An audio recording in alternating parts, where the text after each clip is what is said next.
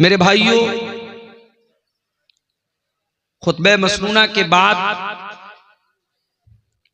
कुरान हकीम के 26वें पारे की, माफ कीजिएगा 27वें पारे की सूरतुल हदीद की आयत नंबर 16 मैंने आपके सामने तिलावत की। इस आयत में अल्लाह ताला ने ईमान वालों से क्वेश्चन किया है, एक प्रश्न किया है, एक सवाल किया है। और गौर कीजिएगा, ये आयत 1400 साल पहले नबी की जिंदगी में सहाबे किराम की मौजूदगी में ये आयत उतरी है। जाहिर है कि सहाबे किराम हमारी और आपकी तरह नहीं थे, बड़े मजबूत ईमान वाले लोग थे और इस्लाम के लिए बड़ी कुर्बानी देने वाले लोग थे। अब कुरान की इस आयत में अल्लाह ताला ने जो सवाल किया है, अगर वो सवाल सहाबा से किया जा रहा है जो कि बड़े पक्के ईमान वाले थे, तो हमें और आपको तो और ज्यादा अपने गरेबानों में झांकने की जरूरत है। और इस आयत में अल्लाह ताला ने जो सवाल किया है, उस सवाल के ऊपर हम सबको गौर करने की जरूरत है।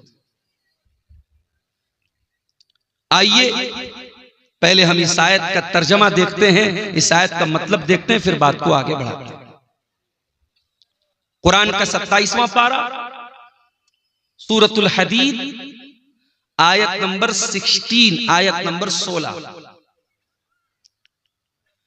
अलम यानि लिल्लज़ीना आमनू अन तख्शा कुलूबुहुम लिज़िक्रिल्लाह।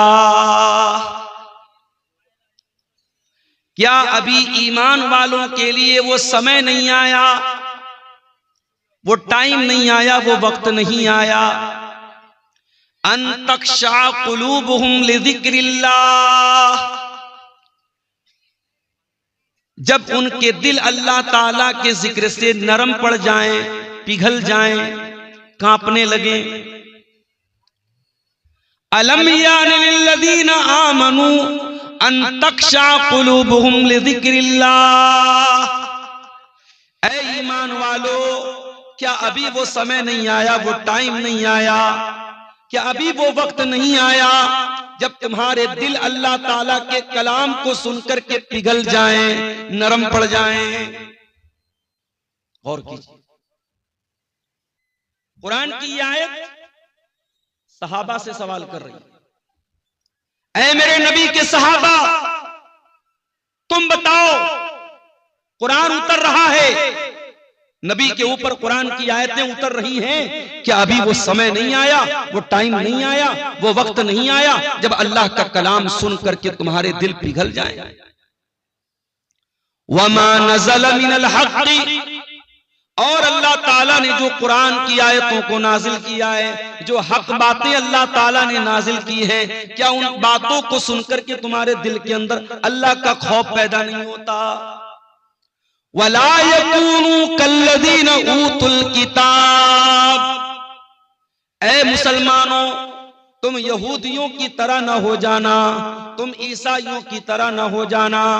उनको अल्लाह ने किताब दी, उनको तौरात दी, उनको इंजील दी। फताल अलैहिमुल अमद, फिर उनके ऊपर एक लंबा टाइम गुजर गया।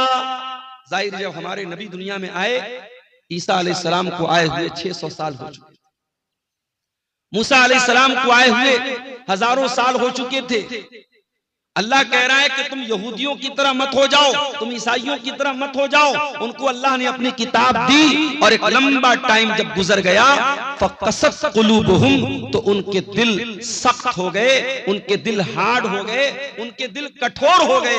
ऐ मुसलमानों, अभी तुम्हारे नबी मौजूद हैं, अभी कुरान उतर रहा है, अभी तुम्हारे दिल के अंदर शक्ति आने लगी। क्या तुम्हारा दिल अल्लाह का कलाम सुन करके नहीं पिघलता है? तुम्हारे दिल में अल्लाह का डर पैदा नहीं होता? मेरे भाइयों, इस आयत को अपने सामने रखिए और जरा गौर करें, हम सब अपने गरेबानों में झांकें और सोचें कि आज हम कहां खड़े हैं और हमारे दिल का क्या आलम है। इसी सीमांचल के इलाके में अगर मैं ये कहूं कि रोजाना एक नहीं दर्जनों प्रोग्राम हो रहे हैं तो गलत नहीं होगा, मुबालगा नहीं होगा। और हर आदमी अपनी जान पहचान के अपने रिश्तेदारी के गांव के प्रोग्राम में जा रहा है, उर्दू में बांग्ला में तकरीरें सुन रहा है। और जाहिर है जलसे वाले उनकी कोशिश ये होती है कि हम दौर के जमाने के अच्छे मुकर्रिर को, अच्छे वक्ता को लाएं, अच्छे मुकर्रिर को लाएं, उसकी तकरीरें सुने और आपके दिल पर असर हो। लेकिन हम सब मेरे भाइयों अपने दिल पर गौर करें, क्या हमारे दिल के ऊपर कोई असर हो रहा है? अब तो हालात ये हो चुके हैं कि तकरीर और जलसा भी इंटरटेनमेंट और मनोरंजन का एक जरिया बन गया। जाना है जलसे में, थोड़ा सैर व तफरी करना है, थोड़ा घूमना फिरना है, थोड़ा मनोरंजन करना है, मुकर्रिर साहब की तकरीर थोड़ी बहुत सुन लेना है, फिर चले जाना है। और जाहिर है कि ये जो मुकर्रिर हैं, ये जो वक्ता हैं, ये क्या पढ़ रहे हैं? ये कुरान ही तो पढ़ रहे हैं। और ये कुरान वो किताब है जिस किताब के बारे में अल्लाह कुरान के 28वें पारे में कहता है, लौ अनज़लना हाज़ल कुरान अला जबलिन लरअयतहु खाशियम मुतसद्दिअम मिन खशियतिल्लाह। मेरे बंदो, इस कुरान को हमने किसी पहाड़ के ऊपर भी उतारा होता तो पहाड़ भी अल्लाह के खौफ से रेजा रेजा हो जाता, पहाड़ भी अल्लाह के खौफ से चूर चूर हो जाता, चकना चूर हो जाता। हमारे दिल, हमारे सीने के अंदर जो दिल है मेरे भाइयों, ये दिल तो बड़ा मुलायम सा दिल है, बड़ा सॉफ्ट सा दिल है, ये तो गोश्त पोस्त का बना हुआ दिल है। कुरान कहता अगर हम पहाड़ के ऊपर भी कुरान को उतारा, अल्लाह कह रहा हमने कुरान को उतारा होता तो पहाड़ भी अल्लाह के खौफ से रेजा रेजा हो जाता। इसका मतलब ये हुआ, इसका मतलब ये हुआ अगर कुरान की आयतों को सुनने के बाद भी हमारे दिल के ऊपर कोई असर नहीं पड़ रहा है मेरे भाइयों, इसका मतलब ये हुआ कि हमारे दिल पहाड़ से भी ज्यादा कठोर हो चुके हैं, पत्थर से भी ज्यादा कठोर हो चुके हैं। मेरे भाइयों, आज अल्हम्दुलिल्लाह शेरशाहबादी बिरादरी में हम बड़े फख्र के साथ कहते हैं कि साहब हम लोग अहले हदीस हैं। अभी अररिया के किसी सियासी लीडर ने इस बिरादरी के बारे में कुछ नाजेबा बातें कही तो मैंने कल जमात के बड़े उलमा के बयानात देखे कि नहीं साहब ये गलत बात है, हमारी बिरादरी के ऊपर बहुत बड़ा इल्जाम लगाया जा रहा है। हम बड़े फख्र के साथ अपने आप को अहले हदीस कहते हैं, लेकिन कभी हमने गौर किया कि अहले हदीस का मतलब क्या होता है? क्या सीने पर हाथ बांध लेना, आमीन जोर से बोल लेना, नमाज में रफुल यदैन कर लेना, 8 रकात तरावी पढ़ लेना, क्या यही पहचान है अहले हदीस की? नहीं मेरे भाई, हमने अहले हदीस का मतलब नहीं समझा। अहले हदीस उस इंसान को बोलते हैं जो कुरान और हदीस के ऊपर अमल करता है, सिर्फ जबान से दावा नहीं करता है, अमल करता है, जिसका अखलाक, जिसका किरदार, जिसका कैरेक्टर, जिसका चाल चलन, जिसका चरित्र ये बताता है कि हाँ ये कुरान और हदीस पर चलने वाला है, उस इंसान को अहले हदीस कहते हैं, उस इंसान को सलफी कहते हैं। और आज भी दुनिया में ऐसे लोग हैं कि आप हैरत करेंगे कि क्या ऐसे भी लोग पैदा हो सकते हैं। चलिए मैं आपको एक सच्चा वाकया सुनाता हूं, जो लेटेस्ट वाकया है, हमारे इस दौर का वाकया है। इस दौर में जब इंसानियत मुर्दा हो रही है, जब अखलाक फना हो रहे हैं, जब लोग बातें तो बड़ी बड़ी करते हैं लेकिन अमल के मामले में जीरो हैं, इस दौर का एक सच्चा वाकया मैं आपको बता रहा हूं। चलिए मैं आपको मदीना लेके चलता हूं। मदीना के अंदर एक बहुत बड़े आलिम हैं, इस वक्त बहुत बूढ़े हो चुके हैं, उनका नाम है शेख अब्दुल मोहसिन अल अब्बाद हफिज़हुल्लाह, बहुत बड़े आलिम हैं शेख अब्दुल मोहसिन अल अब्बाद। उनको मुहद्दिसे मदीना कहा जाता है, मदीना के बहुत बड़े आलिम हैं, इमाम हैं। उनके बेटे जिनका नाम शेख अब्दुल रज़्ज़ाक अल बद्र है, वो मदीना यूनिवर्सिटी के अंदर हदीस पढ़ाते हैं। और मस्जिद नबवी में हदीस का दर्स देते हैं और हजारों नहीं लाखों स्टूडेंट्स उनसे हदीस पढ़ते हैं। शेख अब्दुल रज़्ज़ाक़ अल बद्र बहुत बड़े आलिम हैं, बहुत बड़े स्कॉलर हैं और उनकी शोहरत इतनी है कि एक मर्तबा वो मलेशिया गए और वहां एक मस्जिद में उनका दर्स था, तो सिर्फ उनके उस दर्स में 1 लाख के करीब तलबा और स्टूडेंट शामिल हुए थे। इतनी बड़ी वो सेलिब्रिटी और इतनी बड़ी शख्सियत है शेख अब्दुल रज़्ज़ाक़ अल बद्र।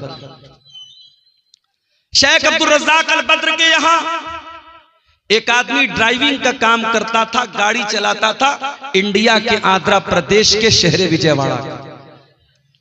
विजयवाड़ा बहुत मशहूर शहर है आंध्र प्रदेश का।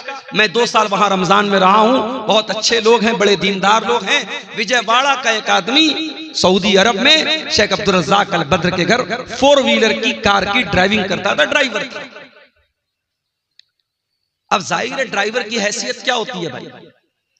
ड्राइवर एक मुलाजिम होता है, नौकर होता है, उसको तनख्वाह देते हैं, हमारे यहां काम करता है। वो ड्राइवर बीमार पड़ गया।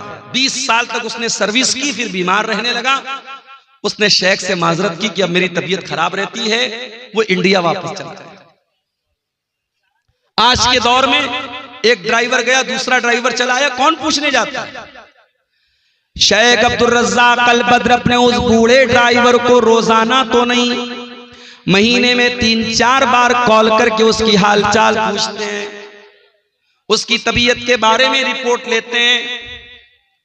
फिर ऐसा मालूम होता है, ऐसा पता चलता है कि वो ड्राइवर ब्रेन हेमरेज का शिकार हो जाता है। उसको ब्रेन हेमरेज हो जाता है, वो कोमा में चला जाता है, हॉस्पिटल के आईसीयू के अंदर वो एडमिट हो जाता है।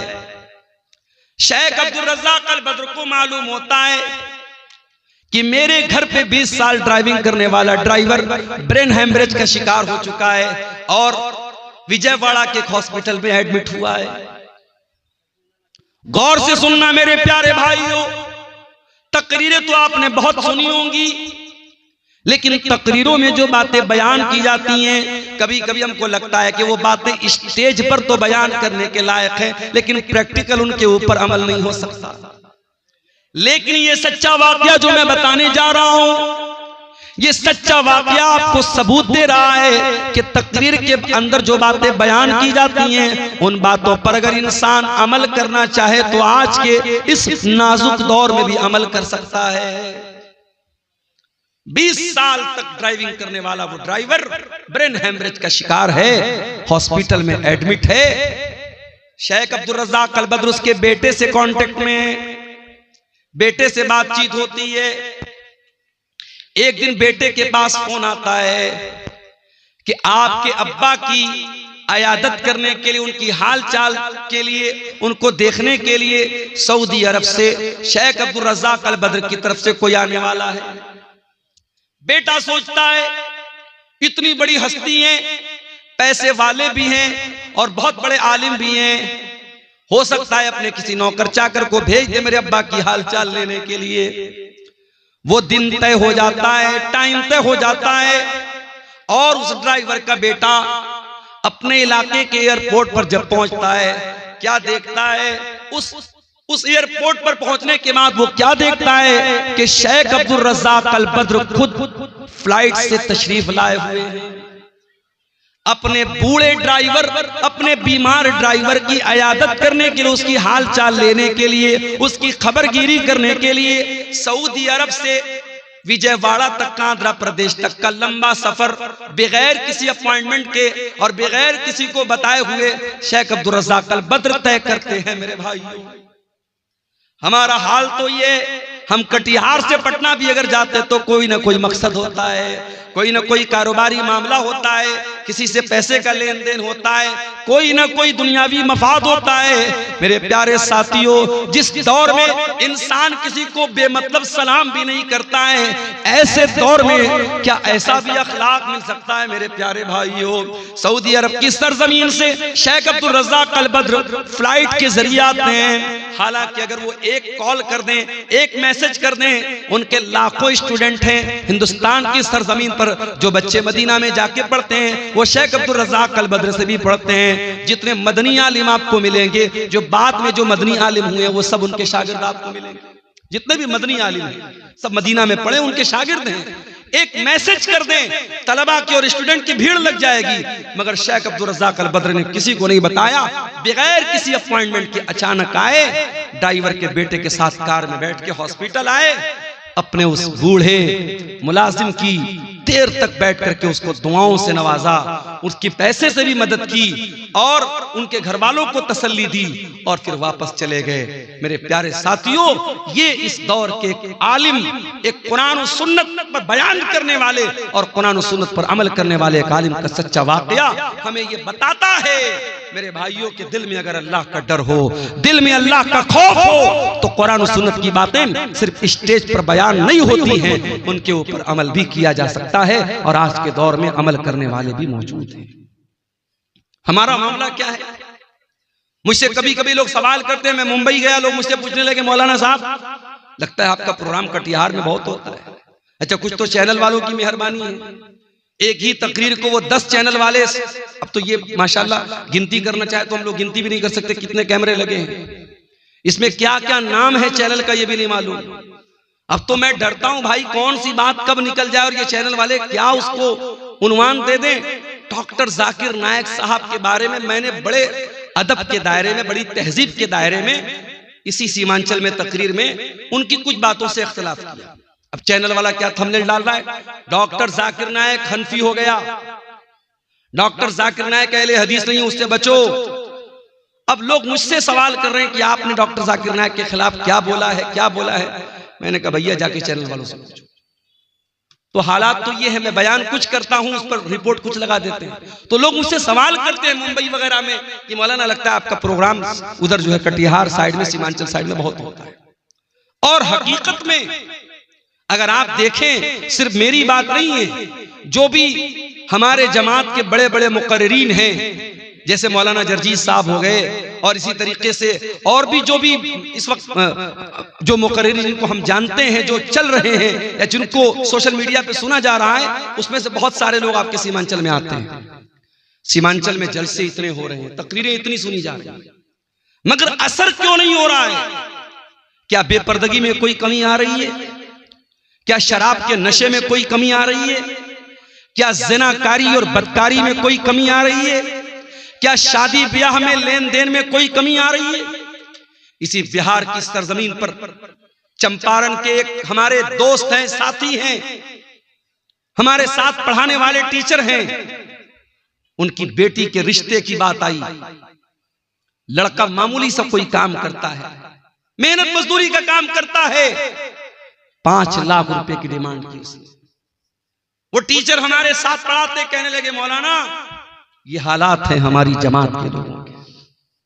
अहले हदीस लड़का है, घर वाले बड़े पक्के अहले हदीस हैं, 5 लाख रुपए की डिमांड हुई है कि लड़की की शादी करना है तो 5 लाख रुपया लेके आओ। मेरे भाइयों, दावा करना बंद कर दो अहले हदीस का। तुम्हारे शादी ब्याह में अगर तुम कुरान और सुन्नत को फॉलो नहीं करते हो, लेन देन में अगर कुरान और हदीस को फॉलो नहीं करते हो, चाल चलन में कुरान और हदीस पर नहीं चलते हो, तो सिर्फ सीने पर हाथ बांध कर और रफुल यदैन करके अपने आप को अहले हदीस कहना बंद कर दो, बंद कर दो अहले हदीसों को बदनाम करना। हमारे दिल कठोर हो चुके हैं मेरे भाई, इतनी तकरीरें सुन रहे हैं मगर कोई असर नहीं पड़ रहा है। क्यों?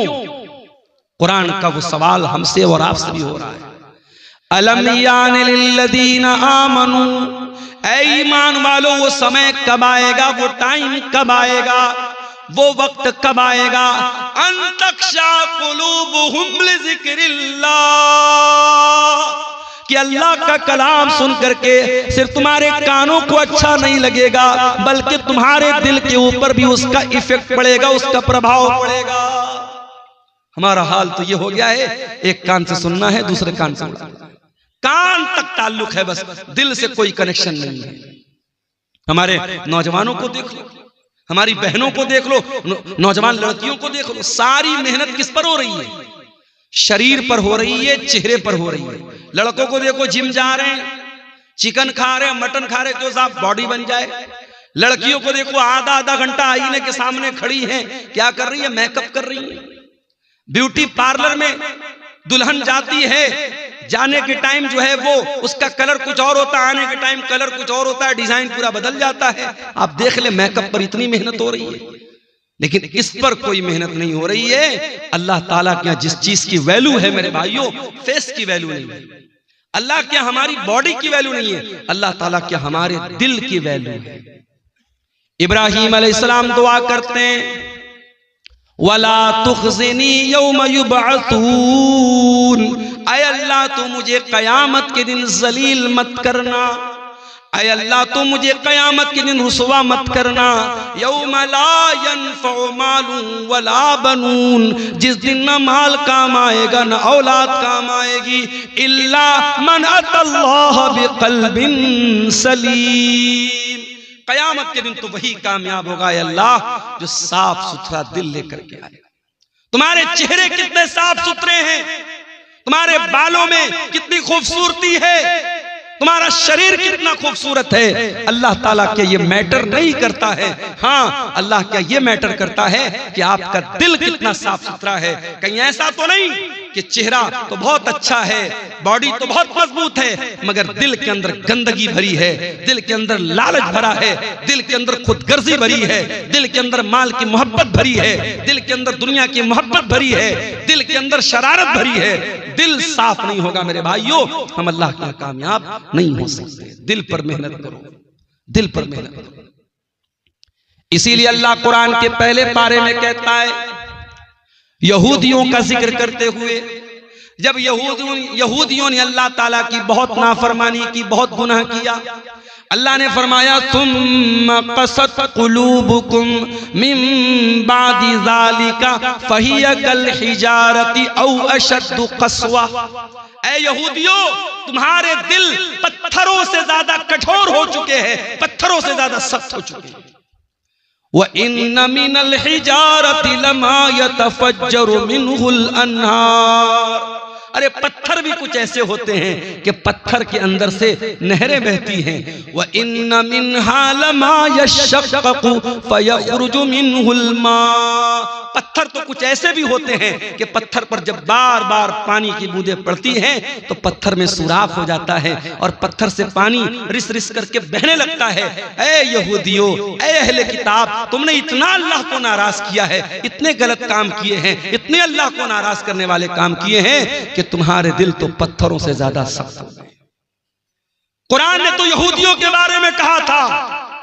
माफ करना मेरे भाइयों, हमें और आपको इस आयत को अपने ऊपर भी आज अप्लाई करने की जरूरत है। कहीं ऐसा तो नहीं कि हमारे दिल भी पत्थरों से ज्यादा कठोर हो गए।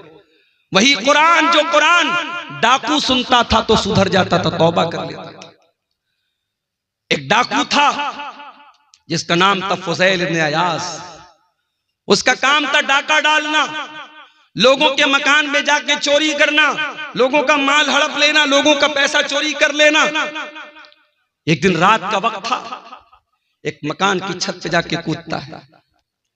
रात का सन्नाटा है, फुज़ैल इब्न अयाज़ डाका डालने के लिए, चोरी करने के लिए गया है। एक मकान की छत में कूदता है। दूर से कोई अल्लाह का बंदा अपने घर में बैठ के कुरान की तिलावत कर रहा है। उसकी तिलावत की आवाज फुज़ैल इब्न अयाज़ के कानों में पड़ती है और इत्तेफाक से वो इंसान कुरान की यही आयत पढ़ रहा है, अलम यअनि लिल्लज़ीना आमनू अन तख़शा क़ुलूबुहुम लिज़िक्रिल्लाह। ऐ ईमान वालो, क्या अभी वो समय नहीं आया कि अल्लाह का कलाम सुन करके तुम्हारे दिल पिघल जाएं, तुम्हारे दिल कांप जाएं, तुम्हारे दिल नरम पड़ जाएं। जब ये आयत हजरत फुज़ैल इब्न अयाज़ के कान में पड़ी, कहा अल्लाह, मैं तेरा इतना गुनहगार बंदा, कोई रात में बैठ के कुरान की तिलावत कर रहा है, कोई कुरान पढ़ रहा है और मैं बैठ के लोगों का माल चोरी कर रहा हूं, मैं डाका डाल रहा हूं। अय अल्लाह, मैं तौबा करता हूं तेरी बारगाह में। वो टाइम आ गया है अल्लाह, जिस टाइम के बारे में तू पूछ रहा है कि वो समय कब आएगा, वो समय आ चुका है। फुज़ैल इब्न अयाज़ ने सच्ची तौबा की, वहां से निकले। एक जगह अंधेरा था, बारिश का मौसम था, लोग एक जगह रुके हुए थे एक मकान में और आपस में बातें कर रहे थे। रात बहुत हो गई है, अब हमें यहीं रुक जाना चाहिए। किसी ने कहा नहीं यहां रुको मत, हमें चलना चाहिए। क्या पता फुज़ैल इब्ने अयाज़ नाम का डाकू कहीं छुपा हो और हमें पकड़ करके हमें लूट ले, मार ले, इससे पहले कि हमारा माल चोरी हो जाए, हमें यहां से निकल जाना चाहिए। फुज़ैल इब्ने अयाज़ ने आसमान की तरफ देखा, कहा अल्लाह तेरे बंदे आज मुझसे डरते हैं, उन्हें डर है फुज़ैल इब्ने अयाज़ ना आ जाए, मेरा माल चोरी ना हो जाए, मेरे माल पे डाका ना पड़ जाए। ऐ अल्लाह आज तेरा बंदा तुझसे सच्ची तौबा करता है और तुझसे वादा करता है जब तक जिंदा रहेगा तेरे घर को नहीं छोड़ेगा, अपनी सारी जिंदगी तेरे घर के लिए कुर्बान कर देगा, तेरी मस्जिद के लिए कुर्बान कर देगा। फुज़ैल इब्ने अयाज़ तौबा करते हैं और वहां से वो मक्का आते हैं और सारी जिंदगी अपने आप को खाने काबा के साथ जोड़ लेते हैं और इतने बड़े आलिम बन जाते हैं, इतने बड़े इमाम बन जाते हैं कि उनको अपने दौर का सबसे बड़ा आलिम माना जाता है और सबसे बड़े बड़े जाहिद और आबिद लोगों में उनका शुमार होता है। कुरान तो वही है मेरे भाई, कुरान वही है, कुरान की आयतें वही है।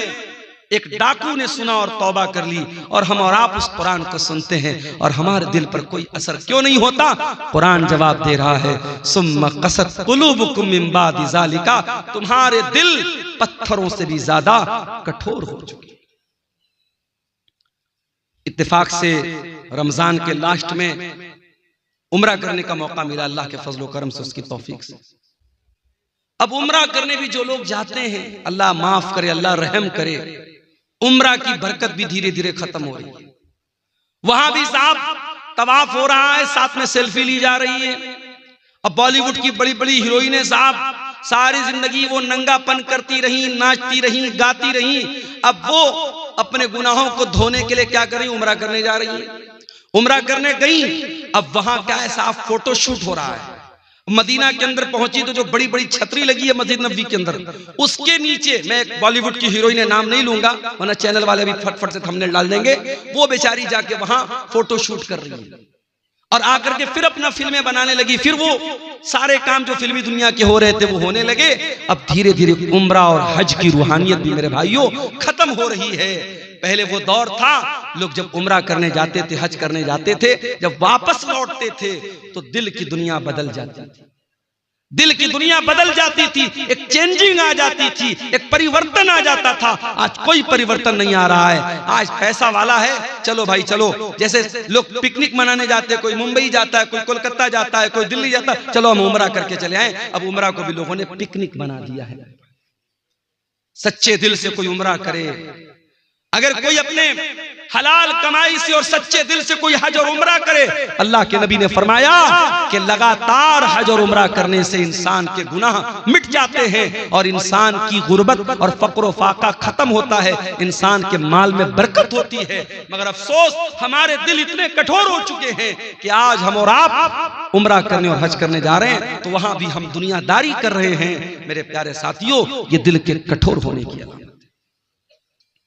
हरम के अंदर आज भी जब कुरान पढ़ा जाता है, अल्लाह की कसम खा करके कहता हूं, आप बिहार के सीमांचल के रहने वाले, आपको अरबी जबान तो नहीं आती होगी आमतौर से, आप अरबी जबान का मतलब नहीं जानते होंगे, मगर इमाम जब हरम के अंदर कुरान पढ़ता है ऐसा लगता है कि कुरान हमारे दिलों को चीर रहा है। जब अजाब की आयतें आने लगती हैं, जब जहन्नम की आयतें आने लगती हैं और हरम का इमाम उस आयत के ऊपर रोने लगता है, मैं देखता हूँ मुसल्लियान भी रोने लगते हैं, मैं देखता हूँ उसमें अफ्रीका का काला भी रो रहा है, उसमें यूरोप का गोरा भी रो रहा है, उसमें बांग्लादेश का बंगाली भी रो रहा है, उसमें इंडिया का इंडियन भी रो रहा है। जिनकी जबान अरबी नहीं है, जिनको अरबी जबान नहीं आती है, जो अरबी जबान को नहीं समझते, मगर कुरान की ऐसी कैफियत है मेरे भाइयों, कुरान का ऐसा असर है कि कुरान डायरेक्ट दिल पर असर करता है।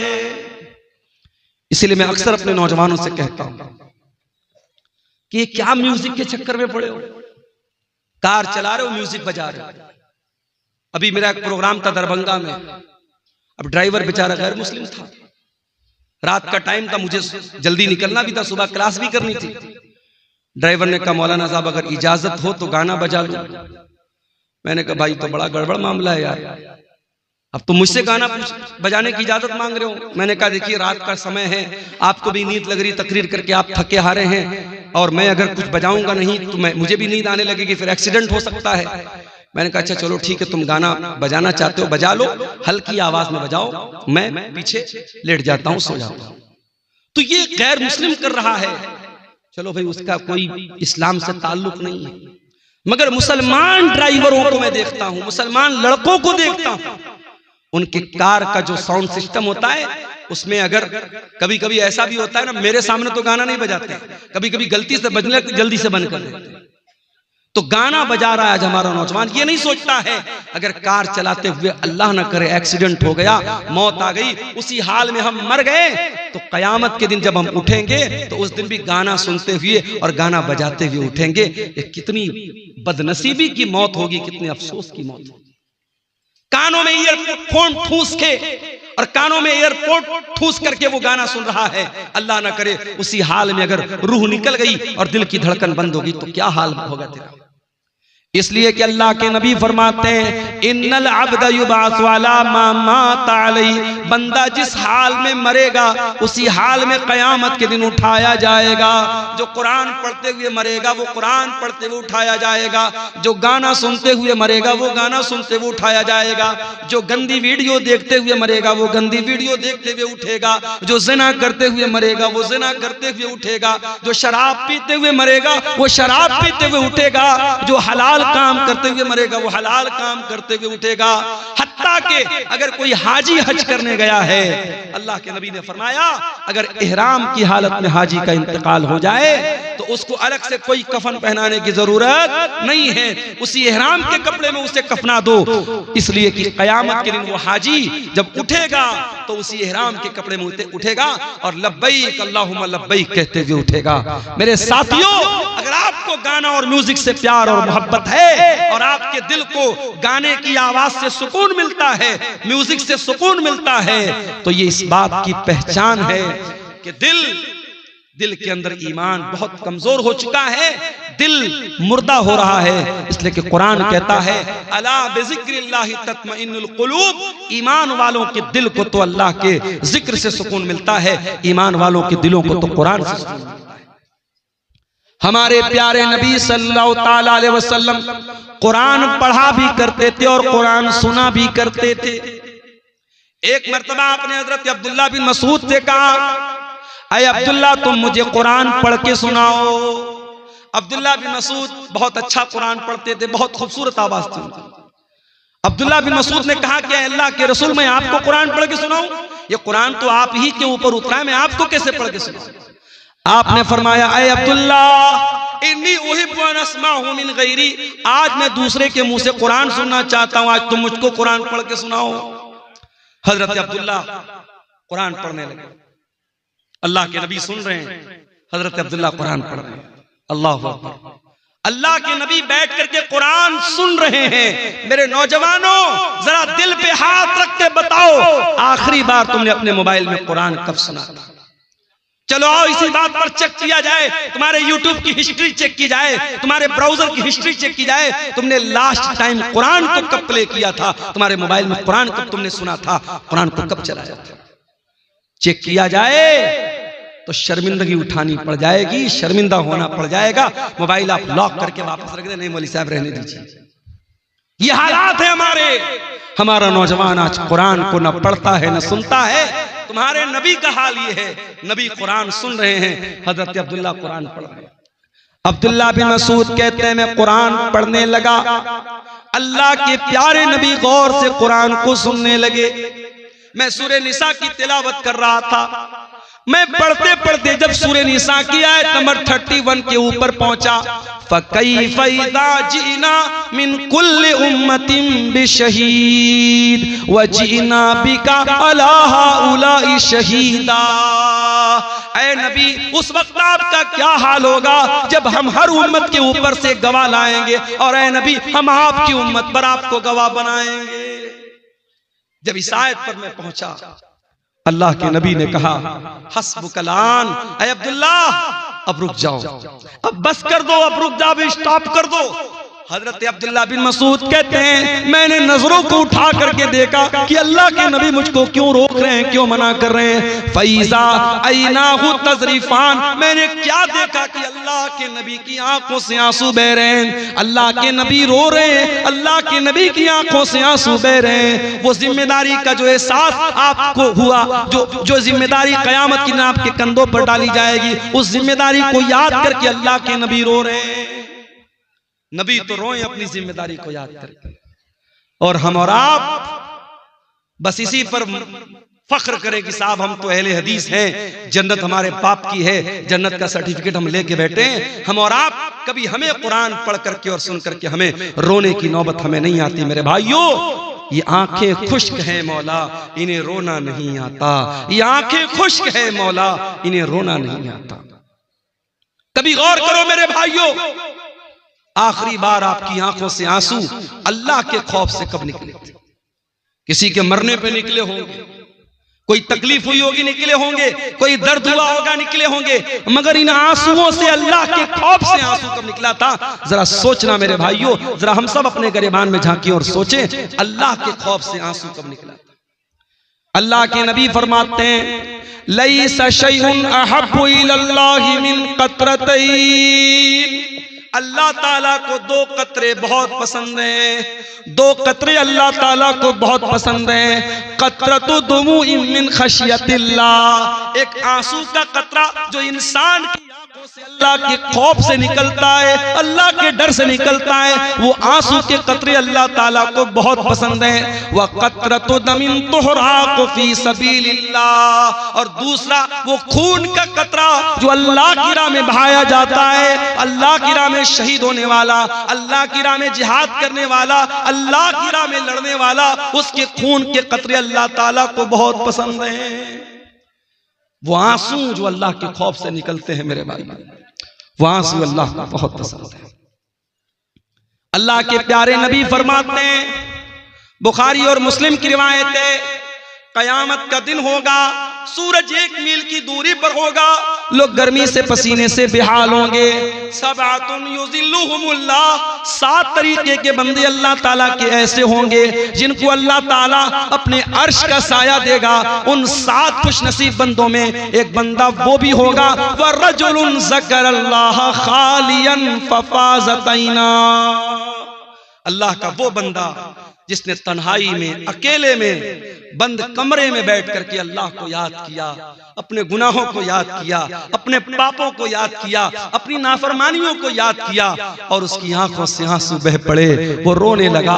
उस अल्लाह के खौफ से बहने वाले आंसू को अल्लाह ताला कयामत के दिन उनकी लाज रखेगा, और उस इंसान को अल्लाह ताला कयामत के दिन गर्मी से बचाएगा, सूरज की तपिश से बचाएगा। मेरे भाइयों, मैं फिर से उसी आयत को पढ़ता हूं जो खुतबे मसनूआ के बाद मैंने पढ़ी थी। कुरान सवाल कर रहा है हमसे और आपसे, अलम यानि लिल्लज़ीना आमनू अन तख्शा कुलूबुहुम लिज़िक्रिल्लाह, ऐ ईमान वालों, क्या अभी वो समय नहीं आया कि अल्लाह का कलाम सुन करके तुम्हारे दिल पिघल जाए? मेरे प्यारे नौजवान साथियों, तुमसे भी एक बात कहनी है, नौजवानी बड़ी खतरनाक उम्र होती है। शैतान सबसे ज्यादा अगर किसी उम्र के अंदर इंसान को बहकाता है तो जवानी में बहकाता है। जितना गुना इंसान जवानी में कर लेगा बुढ़ापे में नहीं कर पाएगा। शराब इंसान आमतौर से जवानी में पीता है, ज़िनाकारी के अड्डे आमतौर से जवानी में आबाद होते हैं, टाइम का गलत इस्तेमाल आमतौर से जवानी में इंसान करता है। जब इंसान 50 साल का हो जाता है, 60 साल का हो जाता है, तो ऑटोमेटिक उसको ये एहसास हो जाता है अब तो मरने वाला हूं, अब तो कब्र में जाने वाला हूं, तब तो इंसान ऑटोमेटिक सुधर जाता है।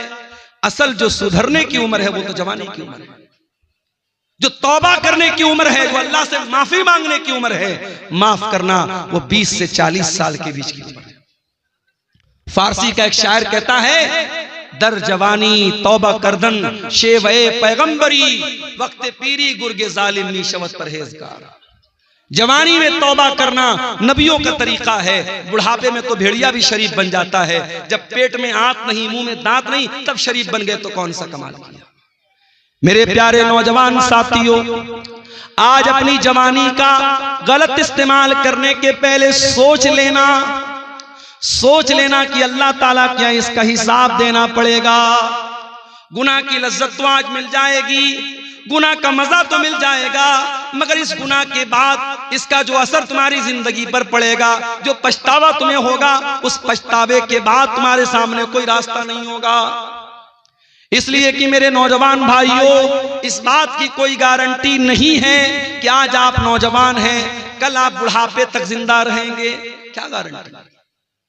अपनी आंखों से मैंने देखा है, बिल्कुल जवान आदमी, हमारे यूपी के अंदर बनारस से 100 किलोमीटर दूर है इलाहाबाद में बिल्कुल नौजवान यंग लड़का मुझे मिलता है, पेशे से डॉक्टर है।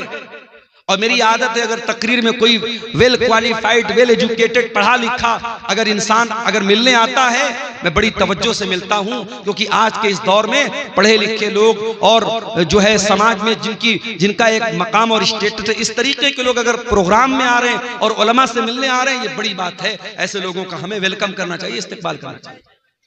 नौजवान लड़का है 20-22 साल का, मिलने आता है, मौलाना आपकी तकरीर बहुत शौक से सुनता हूं, बड़ी मोहब्बत करता हूं, नंबर का आदान प्रदान होता है, बीच बीच में कभी कभी व्हाट्सएप भी करता है, फेसबुक भी चलाता था वो लड़का। फिर एक दिन उसके फेसबुक पर एक पोस्ट आई, मैं बहुत बीमार हूं, मेरे लिए दुआ कीजिएगा, मैं बहुत बीमार हूं। उसके बाद उस पोस्ट के डालने के बाद तकरीबन 1-2 हफ्ते के बाद खबर आती है कि डॉक्टर फला साहब जो इलाहाबाद के रहने वाले हैं, ब्लड कैंसर हो गया, इंतकाल हो गया। 1 साल पहले जब वो लड़का मिला था मुझे, उसकी बॉडी को देख करके मैं सोच भी नहीं सकता था कि 1 साल बाद इसके मरने की खबर आई। हम नहीं जानते मेरे भाइयों, हमारी मौत का क्या बहाना बनेगा। हमारे उत्तर प्रदेश ही के एक नौजवान आलिम दीन थे, मौलाना अब्दुल रहमान सलफी, मुंबई के अंदर एक मस्जिद में इमामत कराते थे। कई प्रोग्रामों में हम लोगों ने साथ में प्रोग्राम किया, बंगाल में और इसी तरीके से मुंबई में। और 1 साल रमजान में तफसीर का बयान करने के लिए करनूल शहर में, आंध्र प्रदेश में, मैंने बात करके उनको वहां पे अपॉइंट किया था। वहां पर भी वो गए थे, बड़ी मोहब्बत करते थे मुझसे, मैं भी मोहब्बत करता था उनसे। एक प्रोग्राम में मुंबई से पूना जाते हैं और पूना का प्रोग्राम करके चूंकि मस्जिद की इमामत, कहते दुनिया की सबसे टफ ड्यूटी होती है मस्जिद की इमामत। दुनिया की और ड्यूटी में 8 घंटा ड्यूटी करना है, 10 घंटा ड्यूटी करना है, 12 घंटा ड्यूटी करना है, मगर मस्जिद के इमाम को 24 घंटे ड्यूटी करना है। फजर की नमाज में सारा मोहल्ला ना आए, कोई मसला नहीं है, मौलवी साहब क्यों नहीं आए, मौलवी साहब क्यों नहीं आए। मौलवी साहब शादीशुदा हैं, बीवी के साथ रहते हैं, हो सकता है नापाक हुए हो, तबीयत ठीक ना रही हो, रात में नहाने का मौका ना मिला हो, पानी गर्म करने का मौका ना मिला हो, कोई भी वजह रही हो, नहीं साहब, इमाम साहब की तनख्वाह काटी जाएगी, फजर की नमाज में क्यों नहीं आए। ये आज क्या हो रहा है? मैं समझ रहा हूं बारिश का मौसम है, धीरे धीरे यहाँ बारिश की बूंदें हमारे यूट्यूबर हजरात के मोबाइलों पर भी चू रही है। बहुत लंबा टाइम नहीं लूंगा आपसे, कुछ देर और सब्र कर लीजिए, कुरान और हदीस की बातें हैं, इंशाअल्लाह फायदा होगा। मेरे भाइयों, आज सबसे टफ ड्यूटी अगर किसी की है तो इमाम की ड्यूटी है। मौलाना अब्दुल रहमान सलफी बिल्कुल यंग एज के 2 छोटे छोटे बच्चों के बाप हैं। मैं उनके गांव में भी गया हूं, उत्तर प्रदेश में सिद्धार्थनगर में उनका गांव है। पूना में प्रोग्राम हुआ, रात ही में उनको मुंबई वापस आना है, क्योंकि फजर की नमाज भी उनको पढ़ाना है। वहां मुंबई और पूना के बीच में टैक्सी चलती है और बड़ी स्पीड में वो टैक्सी वाले चलाते हैं, क्योंकि उनको रात में जल्दी जल्दी मुंबई से पूना, पूना से मुंबई करना रहता है, ज्यादा पैसा कमाना रहता है। ड्राइवर ने बेहिसाब गाड़ी चलाई, बड़ी स्पीड में गाड़ी चल रही थी, 100-150 की स्पीड में गाड़ी चल रही थी। एक जगह रास्ते में जो डिवाइडर होता है, उस डिवाइडर में ले जाके ड्राइवर ने पूरी स्पीड में गाड़ी ठोक दी। गाड़ी के अंदर 10 लोगों में से 7 लोग ऑन द स्पॉट इंतकाल कर गए। मौलाना अब्दुल रहमान सलफी, अल्लाह रहमत मगफरत फरमाए, ऑन द स्पॉट उनका इंतकाल हो गया, पूरा सर पिचक गया और बड़ी मजलूमाना तरीके से उनकी मौत हो गई। क्या वो पूना जाने के पहले उन्होंने सोचा था कि मेरे साथ ऐसा हो जाएगा? हम नहीं जानते मेरे भाई, कौन सा एक्सीडेंट, कौन सी बीमारी, कौन सा बहाना हमारी जिंदगी की सांसों की डोर को खत्म कर देगा, हमारा दिल धड़कना बंद हो जाएगा। मेरे भाइयों, जिंदगी का नाजायज इस्तेमाल मत करो, जवानी की इन घड़ियों का मिसयूज मत करो। इस जवानी में गलत काम करके अगर अल्लाह के चले गए बगैर तौबा किए तो पछताना पड़ेगा मेरे भाई। अनतकूल नफ्सुन या हसरता अला मा फर्रतु फी जंबिल्लाह। ऐ मेरे बंदो, अल्लाह से तौबा कर लो, माफी मांग लो, सुधर जाओ, इसके पहले के कयामत के दिन तुमको कहना पड़े कि हाय हमारी बर्बादी, काश मैंने ये लापरवाही न की होती। व इन कुन्तु लमिनस साखिरीन, काश मैंने अल्लाह के दीन का मजाक न उड़ाया होता, काश मैं भी दीन पर चलता, मैं अल्लाह के रास्ते पर चलता। मेरे भाइयों, कभी बर्फ बेचने वाले को आपने देखा होगा, बर्फ बेचने वाला जितना जल्दी पॉसिबल हो बर्फ बेच के निकल जाना चाहता है, क्योंकि जितनी तेजी से उसकी बर्फ पिघलेगी उसका पैसा बर्बाद हो जाएगा। एक आदमी मार्केट में बर्फ बेच रहा था, सुबह से दोपहर हो गई, थोड़ी सी उसकी बर्फ बिकी थी और बड़ी तेजी से दिन गुजर रहा है और बर्फ उसकी पिघलती चली जा रही है। एक आदमी ने देखा कि वो बर्फ बेचने वाला, जब दोपहर हो गई और बर्फ नहीं बिक रही है तो वो चिल्लाने लगा और कहने लगा कि ऐ लोगों, इसके पहले कि मेरा कैपिटल खत्म हो जाए, मेरी पूंजी खत्म हो जाए, मेरा सरमाया खत्म हो जाए, मेरी बर्फ को खरीद लो, मेरा बर्फ खरीद लो, इससे पहले कि मैं लुट जाऊं, मैं बर्बाद हो जाऊं। वो आदमी कहता है, उस बर्फ बेचने वाले को जब मैंने देखा तब मुझे कुरान की इस आयत का मतलब समझ में आया, वल अस्र इन्नल इंसान लफी खुस्र, कसम है जमाने की, बेशक इंसान बहुत बड़े घाटे में है। जो इंसान अपने टाइम की कदर न करे, अपने समय की कदर न करे, अपनी जवानी की कदर न करे, अपने टाइम का सही इस्तेमाल न करे, उससे बड़ा खसारे में और उससे बड़ा नुकसान उठाने वाला मेरे भाइयों कोई नहीं है। आज हमारे नौजवान साथियों को इस पर भी गौर करने की जरूरत है कि आप अपनी जवानी को कहां गुजार रहे हैं।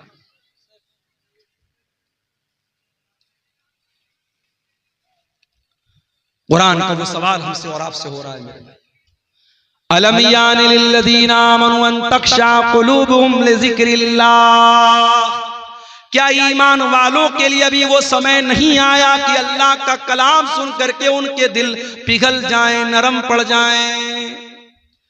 आज हमारे दिल इतने कठोर हो चुके हैं, मुर्दे को दफनाने के लिए कब्रिस्तान में लेकर के जाते हैं, अपने हाथों से कफनाते हैं, दफनाते हैं, मिट्टी देते हैं, फिर भी हमको ये एहसास नहीं होता कि एक दिन हमारे साथ यही होने वाला है। मेरे प्यारे भाइयों, आज बंद कमरे में लाइट को बंद कर दिया जाए, पंखा बंद कर दिया जाए, कमरा बंद कर दिया जाए, चारों तरफ से पैक कर दिया जाए और उस कमरे में हमको रखा जाए, हमारा दम घुटने लगेगा, हम बेचैन हो जाएंगे। ओ लोगों, जरा तसव्वुर करो, जरा गौर करो, कब्र के अंदर जब आप जाएंगे मेरे भाइयों, हम और आप जाएंगे, उस कब्र के अंदर हमें रखा जाएगा और मिट्टी डाल करके लोग चले जाएंगे। न वहां कोई लाइट होगी, न वहां कोई एसी होगा, न वहां कोई कूलर होगा, न वहां कोई पंखा होगा। वहां अगर एसी और कूलर और रोशनी मिलेगी, हमारे ईमान की बदौलत मिलेगी, हमारी नेकियों की बदौलत मिलेगी। मेरे भाइयों, दुनिया में एसी बहुत लगवाया आपने, दुनिया में पंखा बहुत लगवाया आपने, दुनिया में लाइटिंग बहुत लगवाई आपने, कब्र में वो लाइटिंग कैसे मिलेगी? जरा इस पर भी गौर करो मेरे प्यारे साथियों। आज दिल की कठोरता का ये हाल है, दिल की सख्ती का ये हाल है कि कब्रिस्तान में मुर्दे को दफनाने के टाइम भी हमारी आंखों से ना आंसू बहता है, न हमारे दिल पर कोई असर पड़ता है। अल्लाह के प्यारे नबी एक अंसारी सहाबी के जनाजे में जाते हैं, जनाजे को कब्र में उतारा जा रहा है, लाश को कब्र में उतारा जा रहा है और अल्लाह के प्यारे नबी कब्र की एक साइड में बैठे हुए हैं और आपके आसपास सहाबा भी बैठे हुए हैं। अचानक अल्लाह के नबी ने कब्र की तरफ देखा और कब्र में होने वाला जो अजाब है, कब्र में होने वाले जो हालात हैं, उनके बारे में सोच करके अल्लाह के नबी रोने लगे। इतना रोए, इतना रोए, हदीस के अल्फाज हत्ता बल्ल सरा, आपके आंसुओं से उस जगह की जमीन भीग गई, वहां की मिट्टी भीग गई और आपने उस कब्र की तरफ इशारा करके फरमाया, लिमिस्लि हाज़ा फ़अइदू या इख़वानी, ऐ मेरे सहाबा, इस कब्र की तैयारी करो, यहाँ तुमको जाना है, इस कब्र में तुमको जाना है, यहाँ तुमको हिसाब देना है, तैयारी करना है तो इस कब्र की तैयारी करो। मेरे प्यारे साथियों, आज हालात ये हैं, मैं आपके कटिहार का हाल नहीं जानता, मैं आपके पूर्णिया अररिया का हाल नहीं जानता, मगर बनारस के कब्रिस्तानों में मैंने देखा कि बहुत सारे नौजवान कब्रिस्तान पे बैठकर जुआ खेलते हैं, बहुत सारे नौजवान कब्रिस्तान पे बैठ के शराब पीते हैं, बहुत सारे नौजवान मोबाइल पर गंदी वीडियो देखते हैं। यानी जहां हमारे मुर्दे दफन हैं, जहां अपने अपने अमल के हिसाब से कब्र में उनके साथ मामला हो रहा है, उस कब्रिस्तान में बैठ करके भी आज इंसान अल्लाह को याद नहीं करता है, मौत को याद नहीं करता है। अलम यानि लिल्लज़ीना आमनू अन तख्शा कुलूबुहुम लिज़िक्रिल्लाह, ऐ ईमान वालों, क्या अभी वो समय नहीं आया कि अल्लाह का कलाम सुन करके तुम्हारे दिल पिघल जाए। उस्मान गनी को देखो मेरे प्यारे साथियों, क्या हुआ, थोड़ा धीरे धीरे बात करें। उस्मान गनी कौन है? नबी के दामाद हैं, नबी के दोहरे दामाद हैं, नबी की 2 बेटियां इनके निकाह में आई हैं।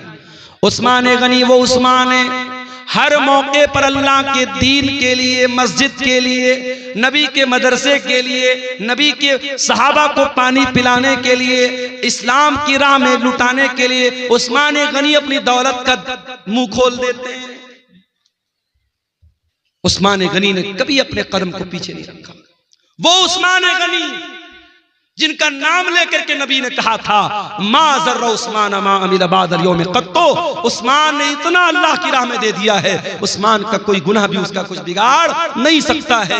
वो उस्मान गनी जब कब्रिस्तान से गुजरते थे, ज़ारो कतार रोने लगते थे। किसी ने पूछा क्या है उस्मान, क्या बात है, जन्नत की बात आती है तो आप नहीं रोते हैं, जहन्नम की बात आती है तो आप नहीं रोते हैं, कब्रिस्तान को देख करके क्यों रोने लगते हैं? उस्मान गनी कहते हैं, ओ लोगो, मैंने अपने प्यारे नबी को यह फरमाते हुए सुना है, इन्नल कब्र अव्वलु मंजिल मिन मनाजिलिल आखिरह, ये कब्र आखिरत की पहली सीढ़ी है, कब्र आखिरत की पहली मंजिल है। जिसने इस मंजिल को पार कर लिया उसके लिए आगे की मंजिल आसान है।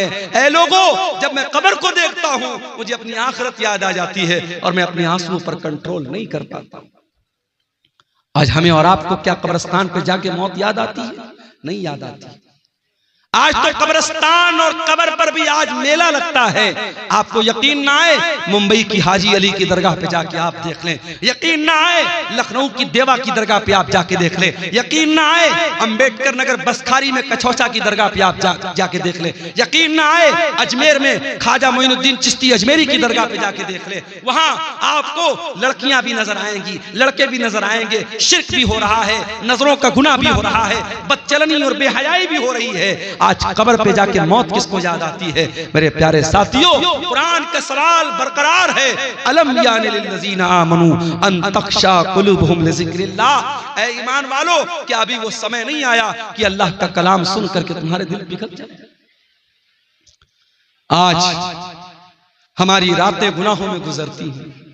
हमारे नबी रातों को रोया करते थे, तहज्जुद की नमाज में आप रोते थे, और एक दिन आप तहज्जुद की नमाज के लिए उठते हैं और फजर की अजान तक आप रोते रहते हैं। और जब हजरत बिलाल आकर के पूछते हैं, ऐ अल्लाह के नबी आप इतना क्यों रोते हैं? तो अल्लाह के नबी कहते हैं कि ऐ बिलाल, आज की रात मेरे ऊपर कुरान की ऐसी आयत उतरी है कि इस आयत पर जो गौर करे और जो इस आयत को पढ़े और गौर न करे उसके लिए बर्बादी है। कौन सी आयत थी? सूरह आल इमरान की आयत थी, इन्न फी खल्क़िस समावाति वल अर्दि वख्तिलाफिल लैलि वन नहारी लाआयातिल लिउलिल अलबाब, बेशक उन लोगों जमीन व आसमान की तख्लीक के अंदर और रात और दिन के आने जाने के अंदर गौर करने वालों के लिए, अक्लमंद लोगों के लिए निशानियां हैं। इन तमाम कायनात के अंदर जो गौर करता है वो अक्लमंद है, और उस अक्लमंद इंसान की पहचान क्या है? वो अल्लाह को याद करता है, वो उठते बैठते लेटते जागते अल्लाह को याद करता है। बारिश तेज हो रही है मेरे ख्याल से। ये एक साहब ने कुछ सवालात किए हैं, इनको देख लेते हैं। औलाद को जायदाद से महरूम करना कैसा है? गुनाह है, बहुत बड़ा गुनाह है। औलाद जितनी भी नाफरमान हो, औलाद को माँ बाप को यह अधिकार नहीं है कि उसको जायदाद से आक कर दे, महरूम कर दे। मैं इसी कटिहार के इलाके में बयान कर चुका हूं कि बहुत सारे ऐसे केस भी देखने को मिले हैं कि बाप की वजह से बेटे की आंख में आंसू है। बाप एक बेटे को अपनी सारी जमीन और जायदाद दे रहा है और दूसरे बेटे को महरूम कर रहा है। ये नाइंसाफी और ये अदल इंसाफ का गला घोटना, मेरे भाइयों, इसका हिसाब अल्लाह के हमको देना पड़ेगा। ये नाइंसाफी नहीं चलेगी।